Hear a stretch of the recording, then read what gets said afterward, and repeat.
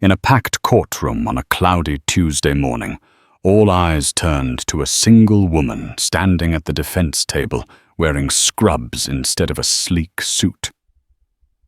Her name was Naomi Henderson, a dedicated nurse who had rushed straight from her shift at Johns Hopkins Hospital.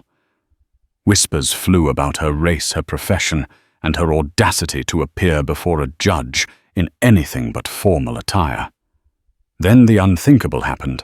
The judge scolded Naomi harshly for disrespecting the court. In that moment, the energy in the room changed. Naomi's response, delivered with a calm voice and unwavering spirit, would stun everyone. Naomi Henderson woke up that morning to the shrill beeping of her alarm, just as she did every day.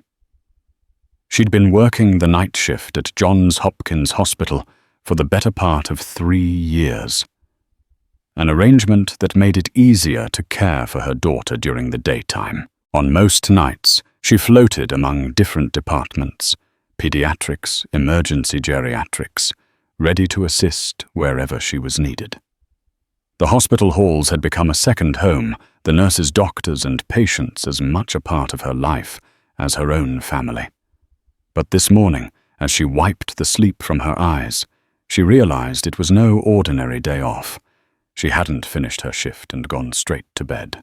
Instead, she'd ended that shift in a hurry, still in her teal scrubs, to rush to an urgent appointment in downtown Baltimore, a court hearing. The summons had arrived unexpectedly, 2 weeks prior, delivered by a curt messenger at her front door. Naomi scanned the letter in disbelief. "You are hereby required to appear." She was being called to testify in a malpractice lawsuit involving a patient she had cared for months ago. The hospital's legal department had given her a briefing, but it was riddled with cautionary phrases like "answer truthfully," but "do not volunteer extra information," and "remember you are not on trial." Despite these reassurances, Naomi's heart pounded every time she thought about stepping into a courtroom. She was a nurse, not an expert witness. She had done her job diligently, administered medication, noted the patient's charts, and done her best to keep them comfortable. The thought of being on a witness stand filled her with dread. She wanted to be caring for patients, not tangling with attorneys. Yet as she drove downtown, her greatest worry wasn't even the hearing itself. She was more concerned about picking her daughter Jasmine up from her grandmother's home by noon than driving her to a ballet audition. But as the minutes ticked away, a sense of foreboding began to settle. Everything about this day felt off-kilter. Parking proved a nightmare around the courthouse. Naomi circled the block 3 times before spotting a space in a dimly lit underground garage. She glanced at her phone. 8:45 a.m. The hearing was scheduled to begin at 9:00 a.m. She barely had enough time to collect her bag and run. In the hustle, she didn't think to bring a change of clothes. She was still wearing her teal scrubs from her shift. When she approached the courthouse steps, an unexpected hush fell over her. The marble pillars, the imposing architecture, and the sense of gravitas stirred her anxieties. Once inside, she followed the signs to courtroom 4C, ignoring the curious glances of lawyers in suits who looked at her as though she'd wandered in by mistake. A towering wooden door separated her from the hearing that would determine whether she was about to be swept into a legal whirlwind. She could almost smell the tension within. With a deep breath, Naomi stepped inside, hoping that her reason for wearing scrubs long hours dedicated to saving lives would overshadow any immediate judgment. She could not have been more mistaken.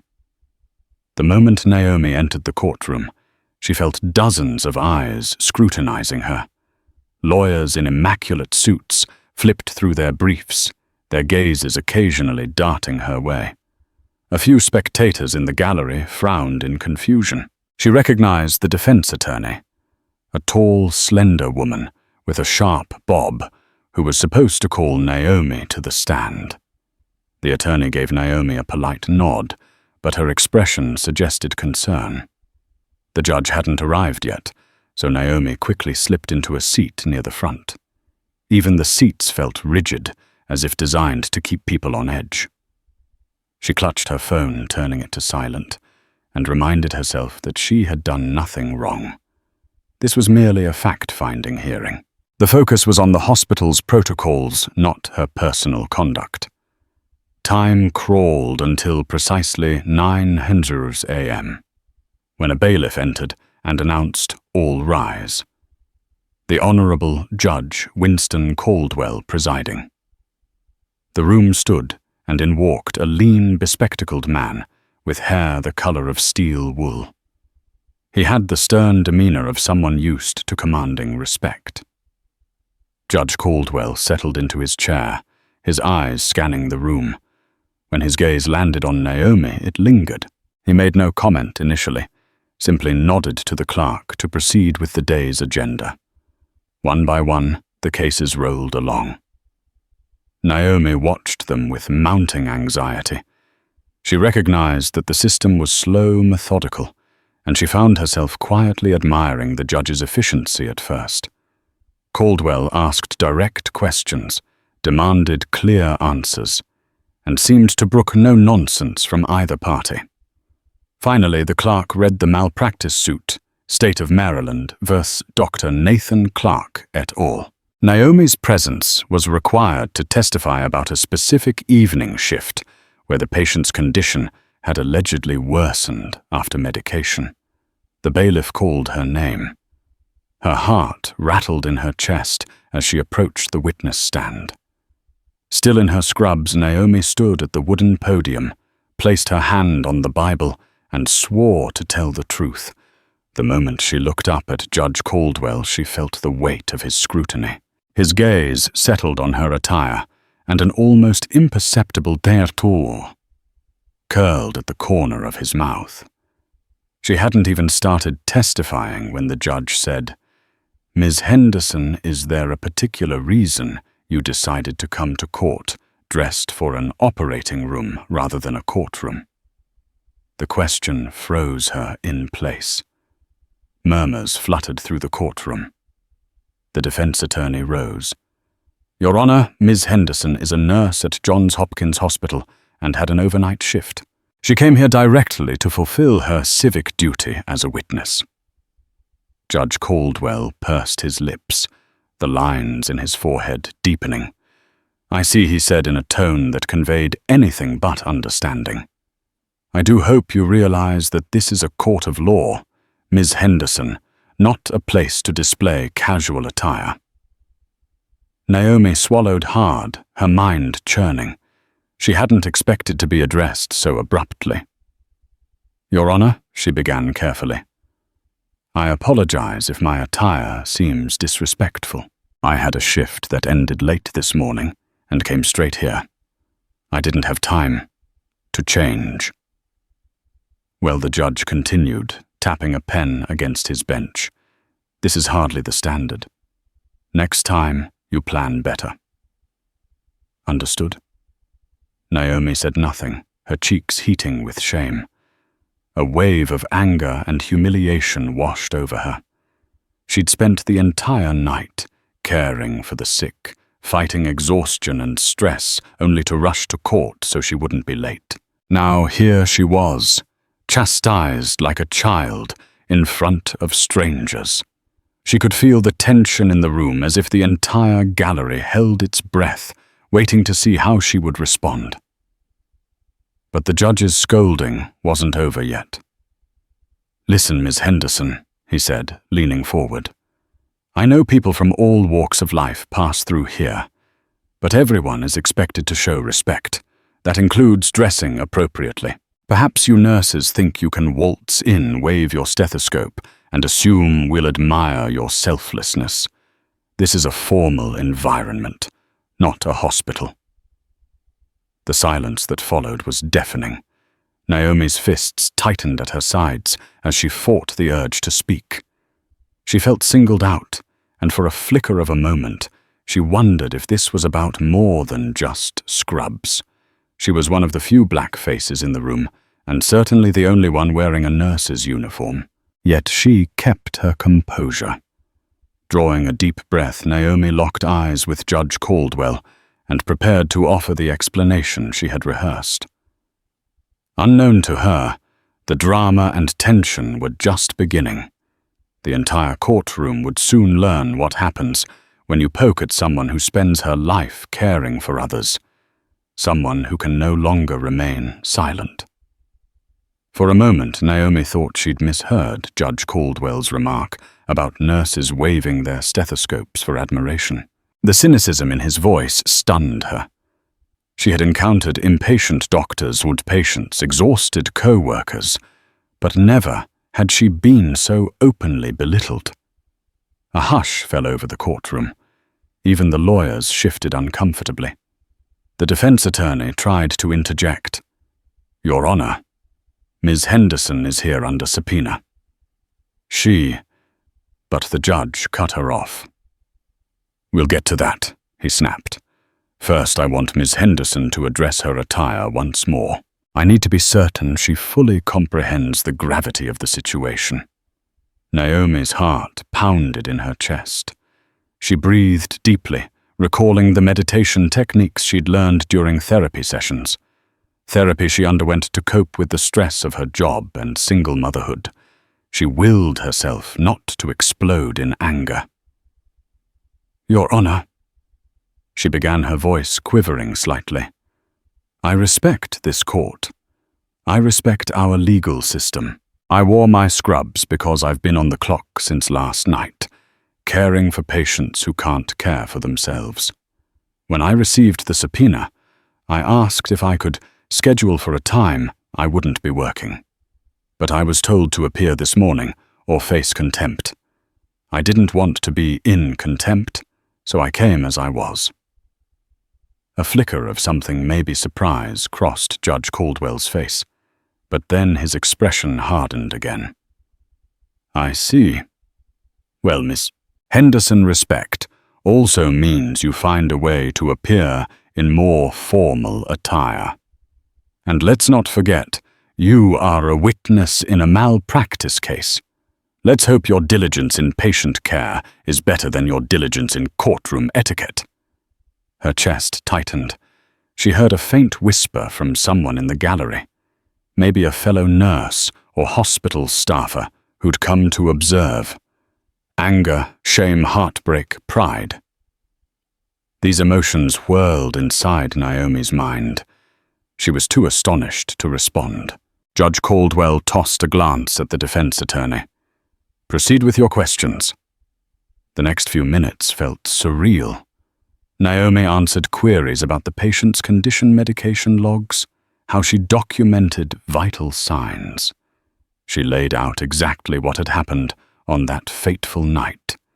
With each question, she regained a bit of her composure.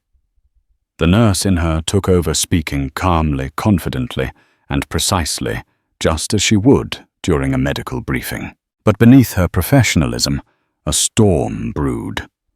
Her mind replayed the judge's words. "Perhaps you nurses think you can waltz in, wave your stethoscope." She clenched her fists under the table, recalling all the times she had hustled to keep a patient alive, how her scrubs often ended up soaked in sweat tears or sometimes blood.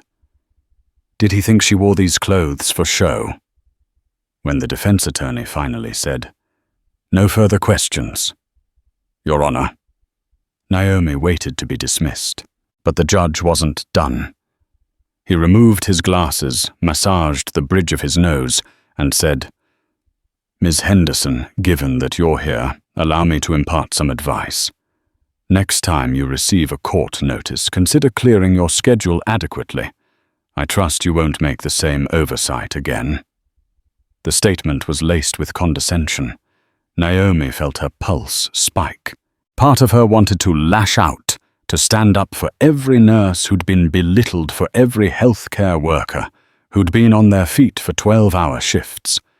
She hesitated, glancing at the defense attorney, who looked half terrified that Naomi might say something inflammatory. The attorney gave a slight shake of the head, silently advising her to let it go. Yet something within Naomi refused to comply. She inhaled, held it a moment, and then spoke. "Your Honor, with all due respect, I believe you misunderstand what nurses do and why we wear scrubs." All eyes turned to Naomi. A ripple of shock moved through the room. The judge's jaw tightened. "Excuse me," he said, arching an eyebrow. Naomi's voice was quiet but resolute. "We don't wear scrubs for comfort or to make a statement. We wear them because our job demands that we be ready for emergencies, both physically and mentally. These clothes represent the grueling work we do to save lives, often at great personal cost." A hush fell. No one dared to move, and the tension was palpable. She continued, "I came straight from my shift because the court required my presence. I meant no disrespect, but I won't apologize for my uniform. It's a symbol of dedication. Maybe the next time you see a nurse in scrubs, you'll remember that without us, many lives would be lost." The judge stared at her.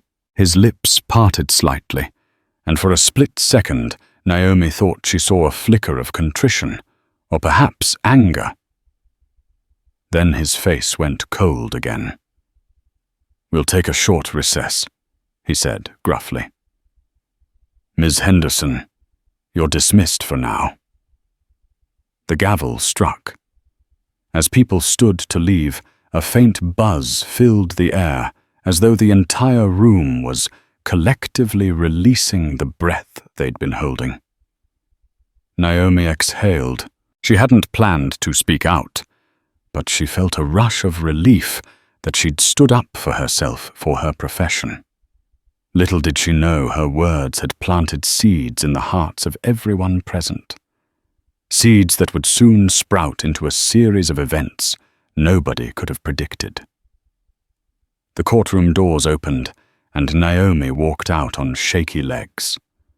A swirl of emotions contended within her, fear that she'd crossed a line, pride for standing her ground, and simmering anger at the judge's disrespect. She clutched her phone and hurried down the corridor, hoping to find a quiet corner to compose herself before she had to drive to pick up her daughter. Just as she rounded a corner, the defense attorney jogged up to her. "Ms. Henderson," she called out breathlessly. "Naomi." "Wait." Naomi stopped, turning toward the woman with weary eyes. "Yes?" The attorney offered a hesitant smile. "I just want to say thank you. I think the judge's remarks were out of line, and you handled that with dignity. We might need you to come back if the case goes to trial, but for now your testimony was perfect." Naomi allowed herself a tight smile. "I appreciate that. I'm sorry if I caused any issues by speaking up." The attorney shook her head. "You didn't cause any issues. In fact, I believe the jury, or the watchers in the next phase, might appreciate hearing from a professional who genuinely cares about her patients, and I'm sorry you had to deal with that disrespect." With that, the attorney patted Naomi's shoulder and walked away, leaving Naomi feeling a bit more vindicated. Outside the courthouse, the sky was still overcast, threatening rain. People milled about on the steps, some rushing to hail cabs, others chatting on phones. Naomi made her way to the underground garage, each step accompanied by a silent mental argument replaying in her head. Maybe I should have just kept quiet. Maybe I shouldn't have said anything. But another voice in her mind insisted, "No, you did the right thing." He needed to hear that. When she reached her car, she sank into the driver's seat and let out a trembling sigh. The time read 10:25 a.m. She still had some time to pick up Jasmine. Before pulling out, she texted her mother, "Court done. On my way to get Jazz. We'll call soon." A sense of relief washed over her. She thought about the judge's expression, that fleeting look of shock. Perhaps he'd think twice before belittling a nurse again. But unknown to Naomi, the judge's scorn was only a piece of the puzzle. Soon her simple act of standing up for herself would spark a chain reaction that would reshape not only her life, but also the judge's. In the days that followed, Naomi went about her usual business, caring for patients, spending time with Jasmine, and trying to get a full night's sleep whenever she could. She tried to push the courtroom episode out of her mind, convincing herself it had been just another stressful day, one that would soon be forgotten by everyone. Then a week later, as she was clocking out at Johns Hopkins, a fellow nurse approached her, with a conspiratorial gleam in her eye. Naomi whispered Tamara, a longtime friend and colleague. "Have you seen this?" She handed Naomi her phone. On the screen was a blog post titled, "Judge Ridicules Nurse for Wearing Scrubs in Court." The nurse's response brought the house down. Naomi's jaw slackened. She skimmed the post, which described in detail how Judge Caldwell had scolded her and how she'd responded with quiet dignity. The words "quiet dignity" were underlined. The piece ended with a rallying cry. "We should stand up for our healthcare workers who fight day and night to keep us alive. Nurses deserve our respect." She scrolled further to see hundreds of comments, many praising Naomi's courage, some expressing rage at the judge's treatment of her. "I didn't even know someone was writing about this," Naomi stammered. Tamara shrugged. "In this age, you never know who's watching. Looks like someone in that courtroom wrote this piece, or maybe told someone who blogged about it. It's going viral, Naomi." Emotions swelled in Naomi's chest. Surprise, anxiety, and a spark of pride. "I just did what anyone else would do. I couldn't let him speak about nurses that way." "Girl Tamara," said, with a grin, "you're about to become a hero. For a lot of people who've been talked down to by people in power." Over the next few days, the story multiplied across social media platforms. Local news outlets picked it up. A staff reporter from the Baltimore Sun left voicemails asking for Naomi's side of the story. Family members from across the country called or texted asking if they'd seen her on some online news aggregator. Naomi felt both thrilled and apprehensive. She worried about drawing negative attention from the hospital administration or from the judge, who might see her as trying to stir up trouble. But more than that, she worried about the potential stress on her daughter, who was old enough to be teased or questioned at school. One evening, as she was helping Jasmine with math homework, her phone buzzed. The caller ID was an unknown number. Normally she'd ignore it, but something compelled her to answer. "Hello, Ms. Henderson. This is Nicole Fletcher with ABC2 News. We'd love to interview you about your experience in Judge Caldwell's courtroom." Naomi's heart pounded. "I'm not sure if that's appropriate," she said, glancing at her daughter. Fletcher's tone was polite but persistent. "I understand. We just feel your story resonates with so many, especially healthcare professionals, who feel underappreciated. If you change your mind, please call back." After she hung up, Naomi stared at her phone, uncertainty twisting in her gut. She thought about the other nurses who might relate to her story, about the countless patients who owe their lives to the dedication of healthcare workers. Perhaps this was bigger than she realized, a moment that might actually affect some positive change. But in a separate corner of town, Judge Winston Caldwell was beginning to feel the ripples of the very same blog post. And his reaction would ensure that the situation escalated in ways no one could have foreseen. Judge Winston Caldwell prided himself on being unflappable, a man who adhered strictly to protocol and expected the same from others. But as the days passed after Naomi Henderson's hearing, he noticed a shift in how people looked at him when he walked into the courthouse. Colleagues in the judge's lounge offered him awkward nods, and the bailiffs avoided eye contact. Eventually, one of his clerks mustered the courage to inform him that a sensational piece was circulating online accusing him of racism and classism because he'd chastised a black nurse for wearing scrubs. Caldwell dismissed it with a huff at first. He had been expecting decorum, that was all. But then came the calls. Calls from local reporters wanting his statement. Calls from colleagues concerned about the courthouse's image.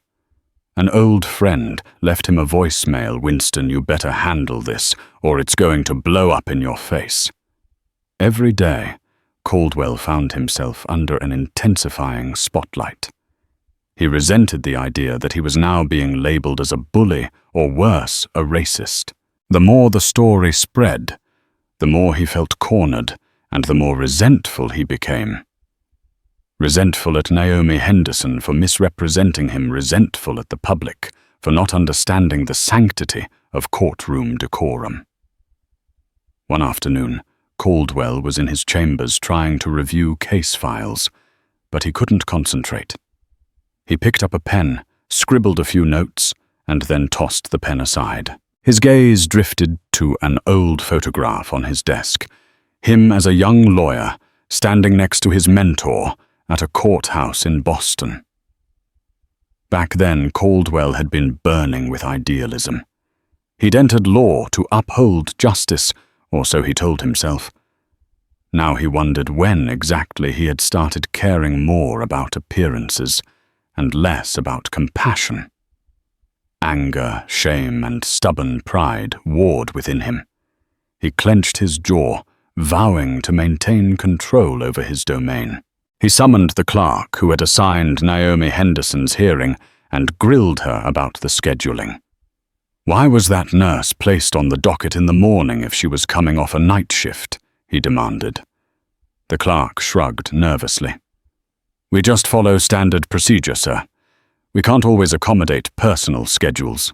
You know that. Find out if Miss Henderson is due back in court." Caldwell snapped. "And if she is, let me know." The clerk left, seemingly relieved to escape his office. Caldwell tapped his fingers on the desk, eyes narrowing. He wasn't done with Naomi Henderson, whether she realized it or not. That same week, news reached him that Ms. Henderson might be speaking with local media. The possibility infuriated him. He imagined she would drag his name through the mud, painting him as a villain. He told himself he was justified in being upset. After all, he was only upholding the law. But beneath that veneer of righteous indignation lay a gnawing doubt, a small voice whispering that he'd gone too far. Unable to quell his restlessness, Caldwell decided to channel his frustrations into the next legal matter on his docket, a domestic violence hearing. But as the afternoon wore on, his temper flared. He chastised attorneys for minor delays, raised his voice at defendants, and even barked at a bailiff for shuffling papers too loudly. For the first time in his life, Winston Caldwell realized his image had cracked, and behind that crack seethed all the insecurities and prejudices he'd never confronted. Little did he know a looming crisis would soon force him to reckon with the consequences of his actions in a way he never anticipated. On a rainy Wednesday night, Naomi was in the middle of her shift at Johns Hopkins. Her unit was understaffed, and she was scrambling to cover multiple patients. She found herself hustling from room to room, administering IV drips, adjusting oxygen levels, and providing comfort to worried families. Around midnight, she'd just finished assisting a frail elderly patient with her dinner tray when her phone vibrated. Expecting it to be a co-worker texting about supplies, she quickly glanced at the screen. It was an unfamiliar number. Normally, Naomi wouldn't answer personal calls during work, but something in her gut told her to pick up. She signaled to a fellow nurse to cover for her momentarily, and then retreated into a supply closet. "Hello," she said quietly. "Ms. Henderson." A strained voice came through. "This is Linda Caldwell. My husband, he's in an ambulance right now on the way to Johns Hopkins. They said it's severe chest pains. They're calling it a suspected heart attack."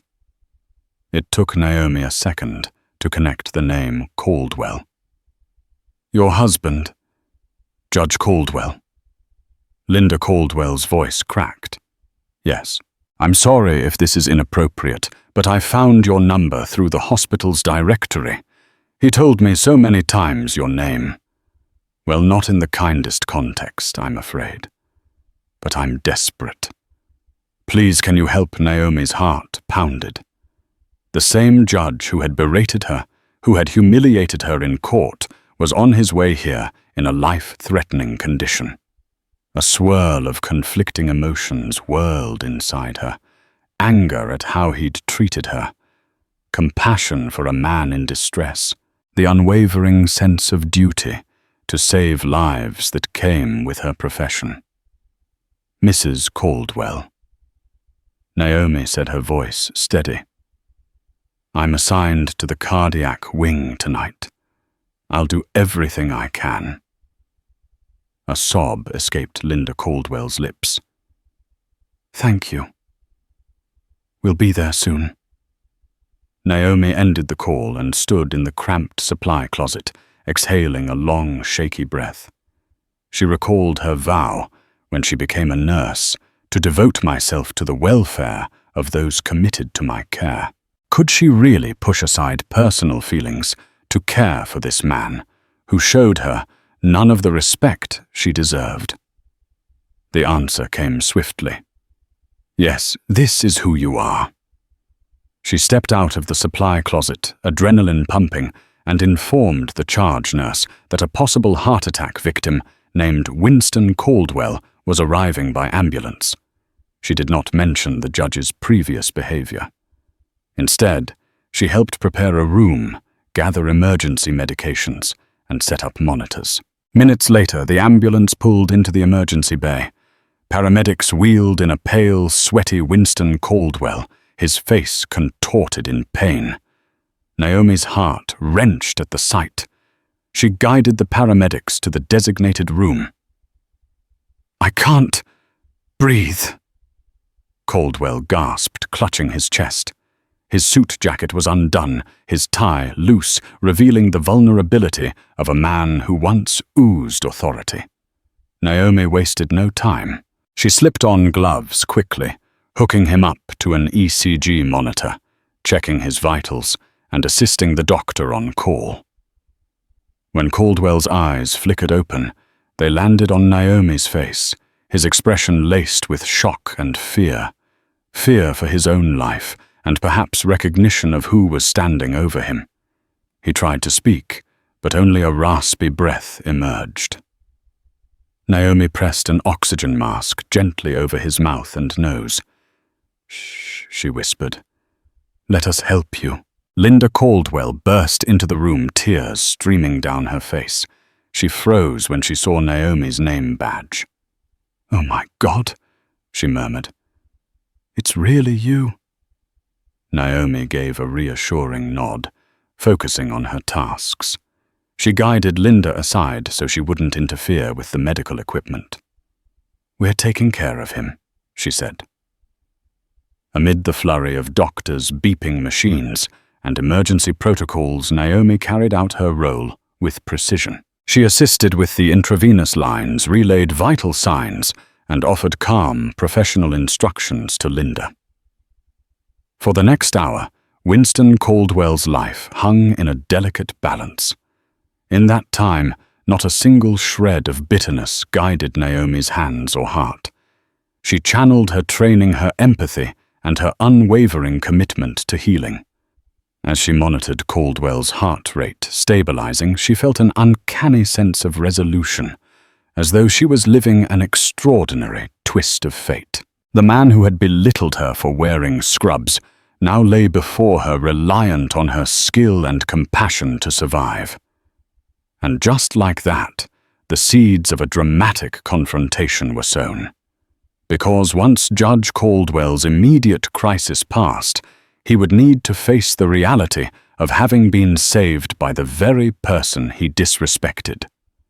The stage was set for a reckoning neither of them could ignore. By morning, Judge Caldwell's condition had stabilized, though the doctors wanted him under observation for at least 48 hours. He had suffered a minor heart attack, caught in time, thanks to the swift interventions of the paramedics and Naomi's team. Naomi, nearing the end of her shift, carefully checked his vitals once more. Her eyes flicked to Linda Caldwell, who sat by the bed, looking drained but relieved. A hush enveloped the small private room, broken only by the soft beeping of monitors. The judge opened his eyes, catching Naomi's gaze. He looked older somehow, the lines of his face etched deeper, a certain vulnerability lingering in his expression. He cleared his throat, struggling for words. "Ms. Henderson," he began in a raspy voice. Naomi paused, giving him her full attention. "Yes, Your Honor. How are you feeling?" He let out a shaky exhale. "Better, I think. Doctors said I got here just in time." His eyes shifted. "That's thanks to you, I suppose." A tense silence followed. Linda Caldwell reached for her husband's hand, gently squeezing it. The judge swallowed, visibly uncomfortable. He seemed torn between old habits of pride and a new sense of indebtedness. Naomi Linda said gently, "I know you two had a difficult interaction in court, but I want you to know how grateful I am. You helped save his life." Naomi nodded. "I was just doing my job." Caldwell's gaze fell to his blanket. "Yes," he muttered. "About that. I realize I spoke out of turn." He said the words as if they weighed heavy on his tongue. I allowed decorum to overshadow compassion. Naomi folded her arms. The adrenaline from the night had long since faded, replaced by a subdued weariness. She wasn't sure how to respond. She'd fantasized about such a moment where the judge would apologize. Yet hearing it now in such a raw setting offered no triumph. Instead, she felt a bittersweet pang. "Your Honor," she said quietly, "I appreciate your words, but what happened in that courtroom wasn't just about me. It was about every healthcare worker who's forced to choose between fulfilling their duty and meeting societal expectations." Caldwell winced. "I suppose you're right." He glanced at his wife, who nodded encouragingly. "I'm sorry," he added, managing to look at Naomi. "I made assumptions. I realize now I was clinging to rules at the expense of humanity, something I never intended when I took my oath as a judge." Linda Caldwell let out a trembling sigh of relief, perhaps sensing a burdensome weight lifting from her husband's chest. She placed a hand on Naomi's arm. "Thank you," she whispered. Naomi studied them both. She saw genuine contrition in their eyes. Yet the entire situation felt surreal, like a storyline too neat to be real. She'd come to save the judge who'd shamed her, and now he was apologizing from a hospital bed. After a moment of reflection, Naomi offered a gentle nod. Apology accepted. "My hope is that next time you see someone in scrubs, be it a nurse, a doctor, a tech who comes to court, or anywhere else, you'll remember why they wear them. Our priority is saving lives." Caldwell swallowed hard, his eyes glistening with unshed tears. "I promise." A rush of relief coursed through Naomi. This wasn't a victory dance. It was a quiet resolution. She glanced at the clock. Her shift had ended half an hour ago, but she wanted to complete her final checks. "I'll let you rest now," she said. "If you need anything, ask for me. I'll be around a bit longer." She left the room with a swirling mixture of emotions, closure, empathy, a lingering sadness. She thought about the bizarre twists of fate that bring people face to face at their most vulnerable. The tension they'd experienced in the courtroom seemed so distant, overshadowed by the immediacy of life and death. Little did Naomi know her act of compassion would leave echoes far beyond these hospital walls. A deeper reckoning was underway, poised to escalate into an event that would bring the entire city's attention. And not just because of a public apology. There was something else, some karmic balance that had yet to be fully realized.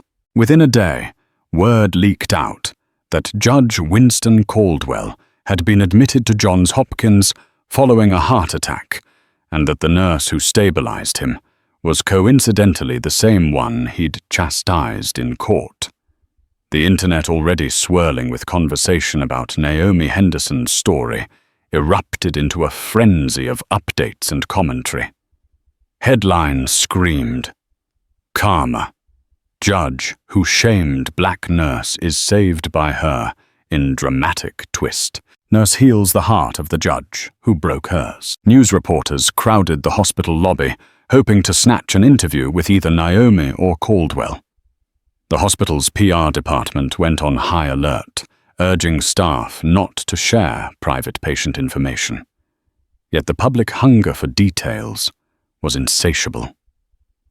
Naomi found herself inundated with interview requests, this time from major national networks. Producers from Good Morning America and CNN left messages practically begging her to appear. She was torn between wanting to highlight the importance of respecting healthcare workers and simply longing to return to normal life. Meanwhile, Caldwell faced his own media storm. Confined to his hospital bed, he fielded calls from colleagues, superiors, and even the state's Judicial Review Board, who had taken an interest in the swirling controversy. Some members of the legal community worried about how Caldwell's bias, perceived or real, might affect past rulings. Others were simply concerned for his health. Finally, Caldwell summoned the courage to issue a statement to the press. With his wife's help, he wrote, "I apologize for my remarks in court last week, which were directed at Ms. Naomi Henderson. My comments were insensitive and did not reflect the respect that every healthcare professional deserves, particularly those who serve tirelessly at institutions like Johns Hopkins. I am profoundly grateful to Miss Henderson for her swift action and extraordinary care during my recent medical emergency. It is my earnest hope to learn from this experience and be a more compassionate public servant." When Naomi read the statement online during a break in her shift, she breathed a sigh of relief. She didn't crave the spotlight, she only wanted accountability. Now that Caldwell had publicly apologized, she hoped the fervor would die down. But fate had other plans. A week after Caldwell was discharged, the malpractice suit that initially brought Naomi to court resumed with a different judge presiding. To Naomi's surprise, she was subpoenaed again. This time, however, she walked into the courthouse flanked by the defense attorney, no longer a timid witness, but a respected professional whose story had captured national attention. Gone were the hush and the whispers of disapproval. Instead, she felt an undercurrent of admiration. Even some of the lawyers who had mocked her scrubs before now nodded in acknowledgement. Naomi still wore her scrubs, though this time it was purposeful. She had a brief break between shifts, and given the hospital's relentless demands, she saw no reason to change.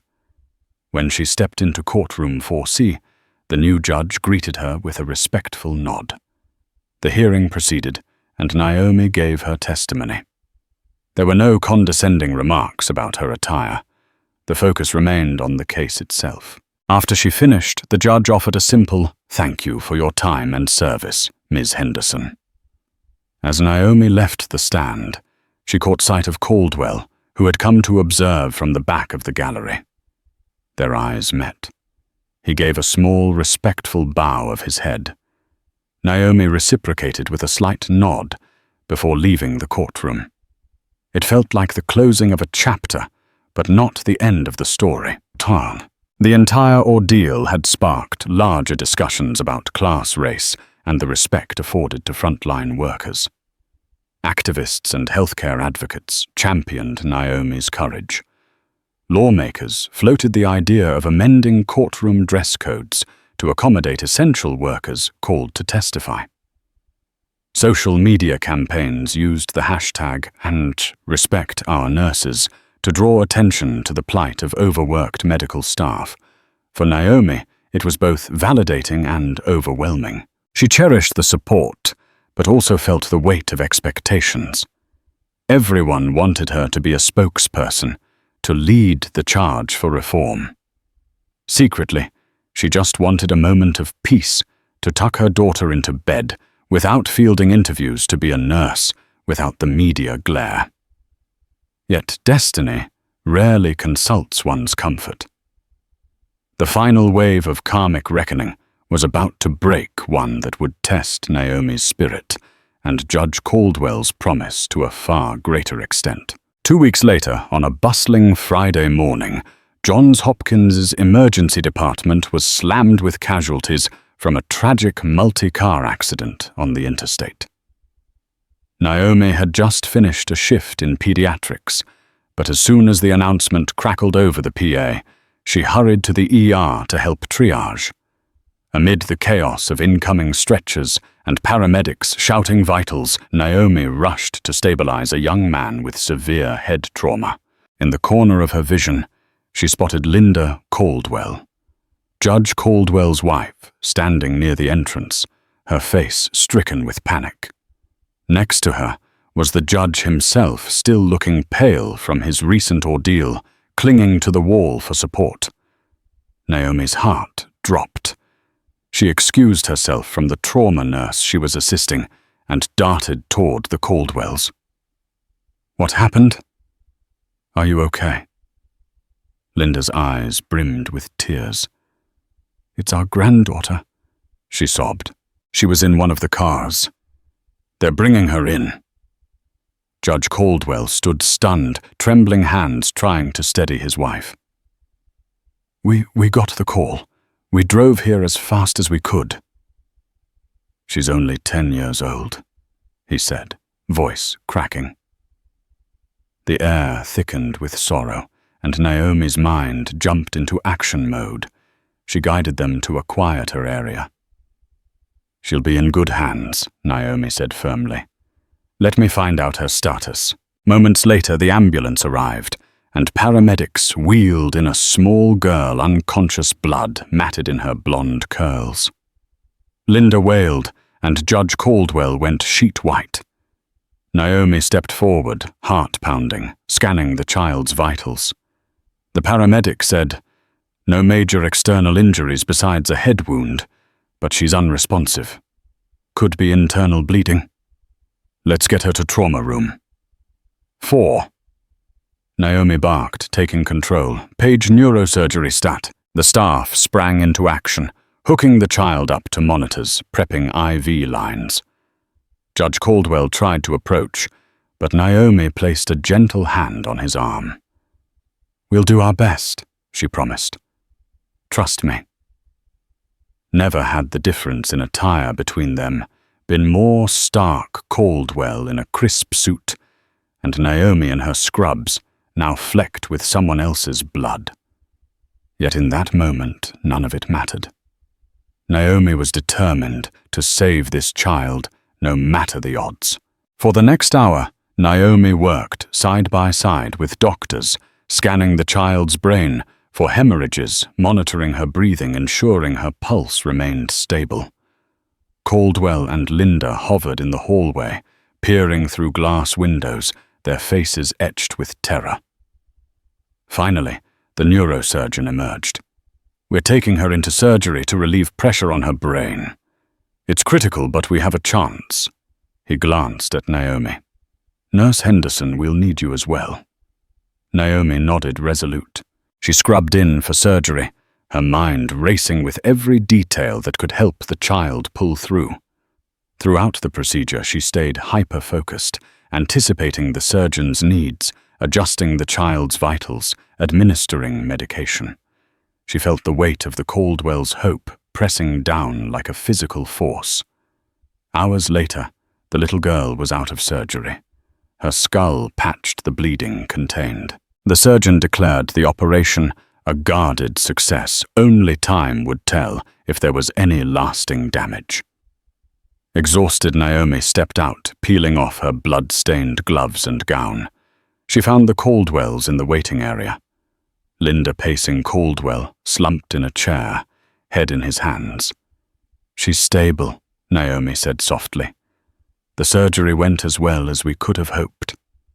Linda collapsed into Naomi's arms, sobbing in gratitude. Caldwell stood, tears shining in his eyes. He gripped Naomi's hand. "Thank you," he whispered, voice quavering. "Thank you for everything." Naomi felt her throat tighten. "I did what any nurse would do. She'll need close monitoring, and we won't know about neurological damage until she wakes up. But she's alive." Caldwell nodded, swallowing back tears. "You saved her, just like you helped save me." Without warning, the formidable judge, once so poised and unyielding, pulled Naomi into a shaky embrace. It wasn't the hug of a man in power. It was the desperate gratitude of a grandfather whose world had nearly shattered. In that moment, the final wave of karma crested. The man who had once chastised Naomi for wearing scrubs in his court now owed her his granddaughter's life. Any illusions of superiority melted away, replaced by a profound bond forged through shared vulnerability. A week after the accident, the Caldwell's granddaughter finally opened her eyes. Her gaze fluttered around the hospital room, groggy but alert. Though her speech was slow and her body weak, the signs were promising. There was no immediate indication of permanent neurological damage.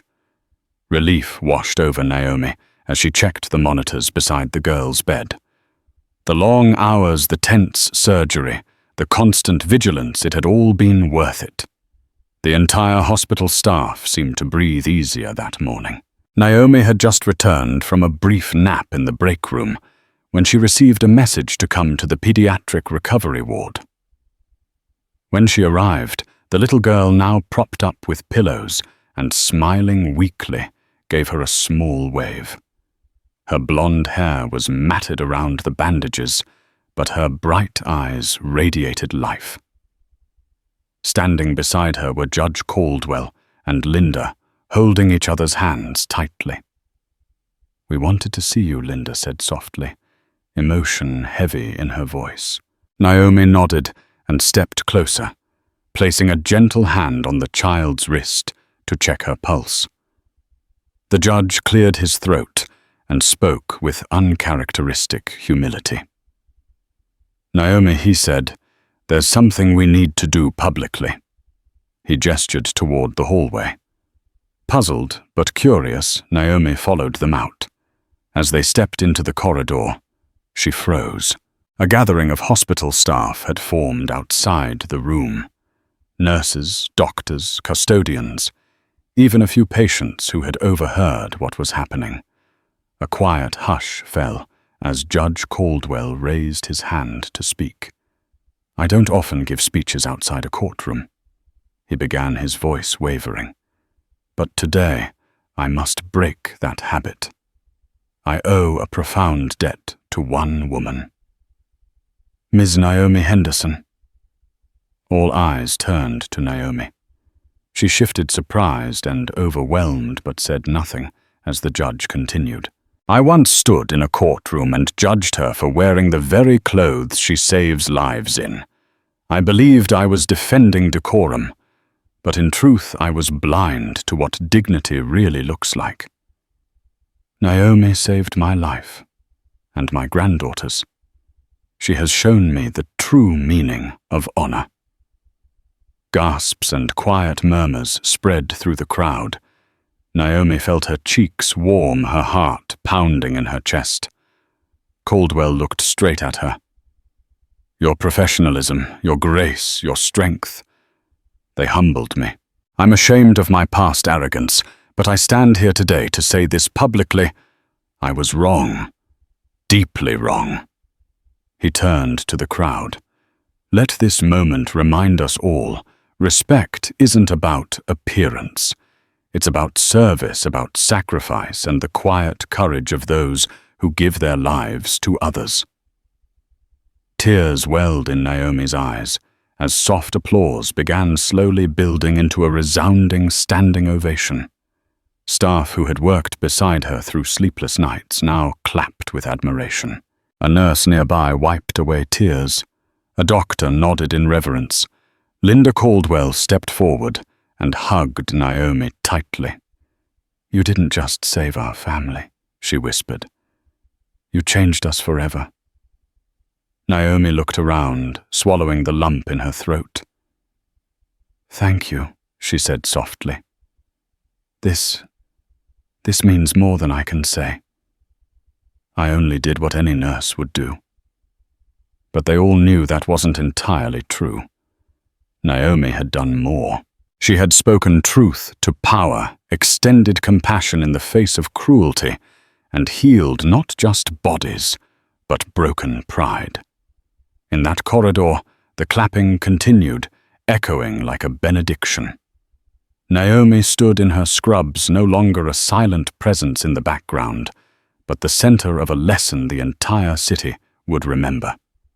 And Judge Caldwell, standing among hospital staff and former strangers, smiled through his tears. The scrubs he once scorned had become a symbol of something far greater, humanity itself. Thank you for joining me on this profound journey of courage, redemption, and the power of compassion. Naomi Henderson's story reminds us that beyond uniforms, titles, or outward appearances, we are bound by our shared humanity. It took a life-or-death crisis for a proud judge to see the heart behind a nurse's scrubs. But his realization serves as a lesson for us all. Empathy transcends social status, and respect belongs to those who serve with integrity. If this story touched your heart, please support by hitting that like button, sharing it with friends and loved ones, and subscribing to this channel. Each interaction helps spread these inspiring messages further, reminding others of the incredible strength and humanity found within ordinary people. Thank you again, and stay tuned for more real-life stories that uplift and unite us all.